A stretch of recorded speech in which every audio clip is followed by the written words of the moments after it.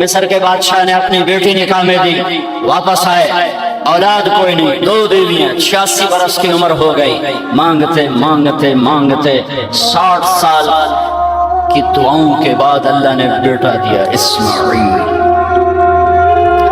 اور ابھی وہ چند دن کے تھے کہ اللہ کی طرف سے اشارہ ہوا، ان لے کے نکل، ان لے کے نکل۔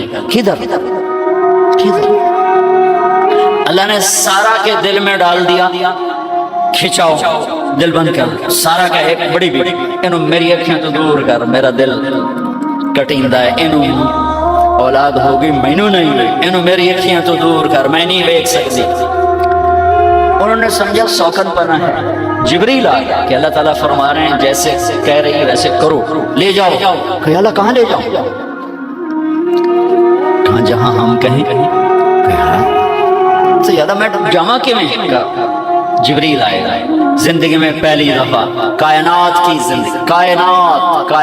کی زندگی میں پہلی دفعہ جبریل انسانی شکل میں اونٹ پہ آئے، آگے جبریل اور پیچھے ابراہیم علیہ السلام، بچہ اور بیگم بھی ہاجرہ 20-22 سال عمر۔ چلو سارا سے بیٹا ہوتا، وہ بھی 80 سال کی ہو گئی تھی، تو ایک عورت زندگی گزار چکی ہے تو اس کو جدا کرنا آسان تھا۔ ہاجرہ شہزادی 22 سال 20 سال عمر، چلتے یہ دن 3 ہفتے لگے، 4 لگے، مہینہ لگا، 2 ہفتے لگے، پتہ نہیں، اللہ ہی جانتا ہے۔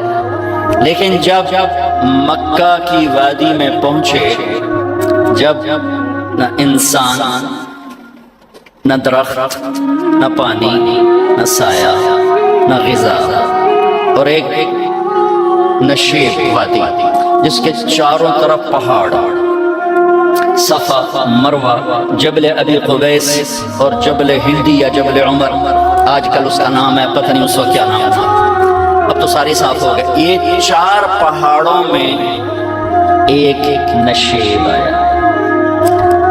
تو جبریل نے کہا یہاں اپنے بچے اور بیوی کو اتار دیں اور واپس چلے جائیں۔ جب آگ میں ڈالا تھا تو ایک لفظ نہیں بولے تھے، اور ایک طرف ہوا کا فرشتہ، ایک طرف پانی کا فرشتہ کہ ہم آپ کی مدد کریں۔ کہ اما الیک فلا، نہیں تمہاری ضرورت نہیں، اما الی اللہ فنعم، اللہ ویکھ رہا ہے، انہوں بچاؤنا ہے تو بچا دیسی، یہ ساڑنا ہے تو ساڑ دیسی، میں تہاڈی لوڑ بھی فرشتوں سے بھی بے نیاز ہو۔ اور آگ کی طرف جا رہے ہیں خاموشی کے ساتھ، بس ایک حسبی اللہ ونعم الوکیل، حسبی اللہ ونعم الوکیل، تیرے سپرد ہر شے۔ اس خوفناک آگ کے سامنے ایسا صبر، ایک لفظ نہیں بولے۔ جب جبریل نے کہا ایتھے چھوڑ دے ہو، ایک دم یہاں کیسے چھوڑ دوں؟ یہاں تو نہ کوئی انسان ہے، نہ اسباب زندگی ہیں، نہ پانی ہے، کچھ بھی نہیں ہے، کیسے چھوڑ دوں؟ کہا آپ کے رب کا فرمان ہے یہیں چھوڑ، کہ اس بچے کی پشت سے آخری نبی تشریف لائیں گے، اور اس وادی میں تشریف لائیں گے۔ اسلمت لرب العالمین، ٹھیک ہے چھوڑو۔ ہاجرہ تو نبی نہیں ہے، ہاجرہ تو شہزادی ہے۔ تو جب واپس مڑے وہ حیران ہو گئی، یہ کیا کرے گا؟ تو انہوں نے پوچھنا شروع کیا، اب کیا، یہ کیا، مجھے کیوں چھوڑ کے جا رہا ہے؟ امر خاموش، جواب نہیں دیں گے۔ بچہ گود میں ہے، تصور کرو 4000 سال پہلے دا مکہ میں کیویں وکھائی، میں آپ نہیں دیکھ سکتا تو ہم کو وکھائی، کالے پہاڑ، انسان نہیں، ہوا کی سنسناہٹ، دھوپ کی تپش، پہاڑ کی آگ، پتہ نہیں کون سا مہینہ تھا اللہ ہی جانے، اور وہ جاری ہے ساتھ ساتھ۔ کیوں میرا قصور کی ہے، میں نے چھڑیا کیوں گئی، جاندہ کی دے گئے ہیں، کوئی غلطہ دس۔ چلتے چلتے قدائی پہنچے، قدائی کو 3 میل 3 میل تو حاجرہ کو خیال ہے یہ اللہ کے نبی ہیں، تو نہ گال لائی ہوئی. تو 3 میل کے بعد اللہ ہمارا، کیا یہ اللہ نے کہا ہے کہ میں نے اتنے چھاڑ دے میرے پتر نو؟ اللہ کیا ہے؟ تو ابراہیم علیہ السلام نے سر ہلایا، اذن لن یضیعنا اللہ. ایک اور حاجرہ نے جنم لیا.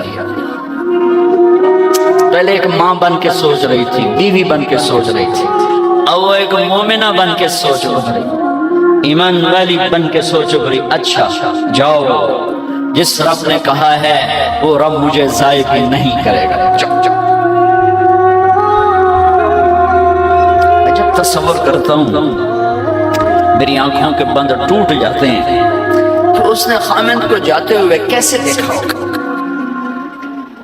پیچھا پھینکے تک کوئی نہیں، جتنے ہو جاتے بہ جاؤ. کوئی 4 بندے بھی کوئی نہیں، چلو پردیسی صحیح، عزت دا زمانہ آئی، ہر ایک دی بیٹی نو بیٹی سمجھا جاندہ آئی. پیچھے کوئی نہیں ہے، وہ اپنے خامند کو دیکھے جا رہی ہے اور وہ پیچھے مڑ کے دیکھنے کی ہمت نہیں فرما رہے ہیں. جب وہ چلتے چلتے پہاڑ کی چوٹی سے نیچے اترے، پھر وہ بوجھل قدموں سے واپس ہوئی. میں الفاظ کہاں سے لاؤں کہ اس چال میں درد دل میں ہوتا ہے. مجھے لگتا ہے ان کے رومے میں درد تھا. جن پتھروں پہ قدم رکھ رہی تھی وہ بھی رو رہے ہوں گے اس وقت. جو ہوا ٹکرا رہی ہوگی وہ بھی دھاڑے مارتے ہوئی گزرتی ہوگی. چمکتا سورج آگ برساتا ہے، وہ آنسو برسا رہا ہوگا اس وقت. اور ابراہیم جیسی ہستی، عزم کے پہاڑ، صبر کے پہاڑ، جب پہاڑ سے نیچے ہوئے تو ایک دم اونٹ سے چھلانگ لگا دیا. بیوی نے نہیں دکھایا. جب نیچے ہو گئے، بیگم غائب ہو گئی، پہاڑ سے نیچے اترے، پھر یوں منہ کر کے ہاتھ اٹھا، ربنا انی اسکنت من ذریتی بواد غیر ذی زرع عند بیتک المحرم. میرے رب تو میں نے امر کیتا ایتھے چھڑ اے جنگل، نہ بندہ نہ پرندے، میں چھڑ کے اے جاندہ پہ اسلمت لرب العالمین. ابراہیم علیہ السلام کی زندگی پیغام ہے. ہمیں بیوی بچے چھوڑنے کو نہیں کہہ رہا، ہمیں کہہ رہا ہے جھوٹ چھوڑو، فحاشی چھوڑو، بدماشی چھوڑو، بددیانتی چھوڑو، خیانت چھوڑو، شراب چھوڑو، بدکاری چھوڑو، جوا چھوڑو، ظلم چھوڑو. ہم سے یہ مطالبہ، چھوٹا جا مطالبہ ہے. ابراہیم کے آگے تو 2 بیویاں اور بیٹھی تھی، ایک سارا، ایک مدین کی ماں، 2 بیویاں، فلسطین کی بستی آباد سرسبز. ہاجرہ کے پاس کیا تھا؟ کالے پہاڑ، پانی بھی کوئی نہیں ہے. مجھے خیال آتا جب رات آئی ہوگی تو رات کا اندھیرا، پہاڑوں کا اندھیرا، کالے پتھروں کا اندھیرا، گہری وادی کا اندھیرا، ان سارے اندھیروں میں ایک عورت کا تصور کرو، معصوم بچے کو گود میں لے کے جب بیٹھی ہوگی تو تاروں نے ابھر کے دیکھا ہوگا کہ یہ کون مائی ہے. تاروں کو مسکراہٹ سے تشبیہ دی جاتی ہے. میں کہتا ہوں اس رات تارے بھی روئے ہوں گے، چاند بھی حیران ہوگا یہ چکرے کون بیوی بیٹھی ہوئی ہے. اس مائی کی رات کیسے گزری، آنے والا گرم دن کیسے گزرا، پانی ختم ہوا، بچے کی ایڑیاں اور آہو بکا. اللہ زمزم پہلے کیوں نہ کٹیا؟ اللہ کو پتا تھا میں نے زمزم نکالنا ہے، پہلے کیوں نہیں کٹیا؟ انہوں روایا کیا، مانو دوڑایا کیا، صفا مروہ پھر پھر پھر پھر سینہ پاٹ گیا. یہ میرے اللہ نے دنیا کو امتحان کی جگہ بنایا ہے. قل الف لام میم احسب الناس ان يتركوا ان يقولوا آمنا وهم لا يفتنون ولقد فتنا الذين من قبلهم فليعلمن الله الذين صدقوا وليعلمن الكاذبين. میں تسی کلمہ پڑھا ہے نا میرا، اب میں امتحان لوں گا. تسی پہلی تو دوئی چ نہیں جمن دین دو جتے امتحان پاس نہ کرے. پہلی تو دوئی بھی کوئی کلاس ہوتی نہیں، امتحان دو، امتحان دو، پاس ہو گئے چلو ہن دوئی بہاؤ، نہیں پچھا لے جاؤ. ہے میرا اللہ کہتا تمہیں جنت دینی ہے، اپنی رضا دینی ہے، چھوڑا تو میں نو کھڑکا من دے ہو، کچھ تو میں کھڑکا مانگا. لیکن اے ہے اتنا نہیں، جب میں صفا مروہ چلتا ہوں تو مجھے اماں ہاجرہ کا خیال آتا ہے کہ ہم تو گیلری میں چل رہے ہیں بڑے آرام سے، وہ تو ایک پہاڑ پہ چڑھتی اترتی، دوسرے پہ چڑھتی اترتی، انہیں پتا تھا اللہ کی قسم کوئی انسان نہیں، لیکن بچے کو تڑپنا دیکھ نہیں رہی ماں، دیکھنے کی جرأت نہیں ہے۔ صفا مروہ صفا مروہ صفا مروہ صفا مروہ، 7 چکر کے بعد نا وہ ہمت جواب دے گی، اگر ہمت ہوتی تو شاید وہ اور چلتی، اور بے بس ہو کے گری ہیں، اور آخری نظر بیٹے کو دیکھنا چاہا کہ میں ایتھے مر جاواں او اتھے مر جاواں، نہ او میرا مرنا ویکھے نہ میں او دا مرنا ویکھے۔ جس امت کی بنیاد اتنی بڑی قربانی پر ہو، وہ امت کہے سود کے بغیر گزارا، جھوٹ کے بغیر گزارا۔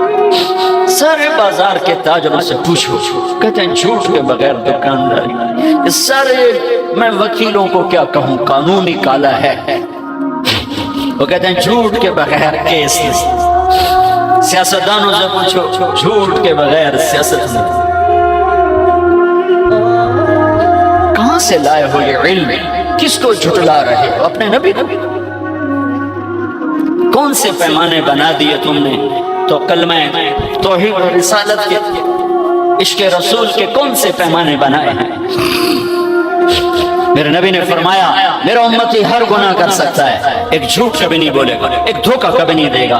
سارا پاکستان جھوٹ اور دھوکے کا گٹر بن گیا ہے۔ بازار، شہر، دیہات، منڈیاں، فیکٹریاں،